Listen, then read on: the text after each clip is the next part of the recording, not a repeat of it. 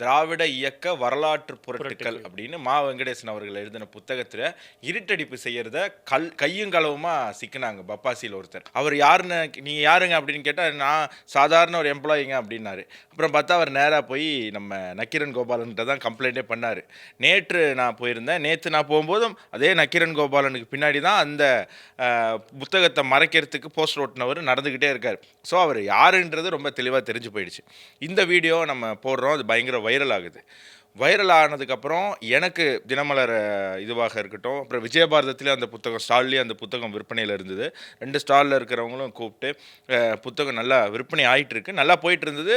அந்த சம்பவத்துக்கு அப்புறம் இன்னும் ரொம்ப நல்லாவே நிறைய பேர் வந்து கேட்டு வாங்குறாங்க, மக்களுக்கு போய் சேர்ந்துருக்கு. இது 2 ஸ்டாலில் அந்த புத்தகம் வந்து லீட் பண்ணியிருக்கு அப்படின்னு ரொம்ப சந்தோஷமாக சொன்னாங்க. பப்பாசியில் நடந்த விஷயத்தை வெளியிட்ட அன்னைக்கே சாயங்காலம் நம்ம ரிப்போர்ட்டர்கிட்ட இருந்து ஒரு ஃபோன் வருது. அண்ணா இந்த மாதிரி ஒரு தனியார் தொலைக்காட்சி, பேர் நான் சொல்ல விரும்பல, அந்த தனியார் முக்கியமான பிரதானமான தனியார் தொலைக்காட்சி தான், அந்த தொலைக்காட்சியிலிருந்து எனக்கு ஃபோன் பண்ணி இதனுடைய ஒரிஜினல் ஃபுட்டேஜ் கிடைக்குமான்னு கேட்டாங்க.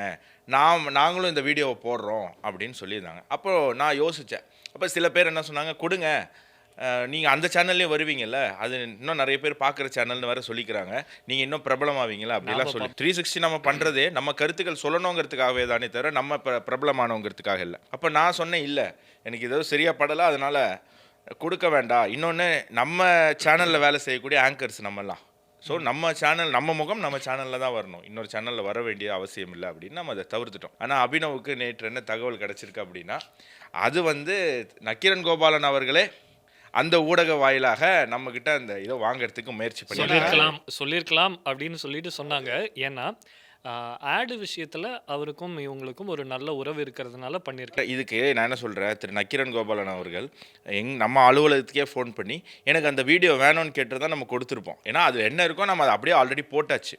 இந்த மாதிரி நான் உன்னை வந்து உண்டில் ஆக்க போகிறேன், நான் உன்னை பற்றி என்ன பண்ணுறேன் பாரு, நீ யாருங்கிறத எக்ஸ்போஸ் பண்ண போகிறேன் அப்படிலாம் சொல்லி மிரட்டி இருந்தால் கூட அண்ணா இந்தாங்க எடுத்துக்கோங்கண்ணே அப்படின்னு. ஏன்னா அவங்க 2 விதத்தில் தான் மிரட்டுவாங்க. இந்த நக்கீரனுடைய பரம்பரை நீங்கள் பார்த்தீங்கன்னா, ஐயோ அந்த பேர் வேறு நம்ம இந்து மதத்தில் ரொம்ப முக்கிய தெய்வீக பேராக இருக்குது. சரி, இந்த கோபாலன் அவர்களுடைய வரலாறு நீங்கள் எடுத்து பார்த்தீங்கன்னா எப்படி அவதூறு பரப்புவார்னா, பொம்பளை விஷயம், பண விஷயம், இவர் வாய் வைக்காத கை வைக்காத இடமே கிடையாது.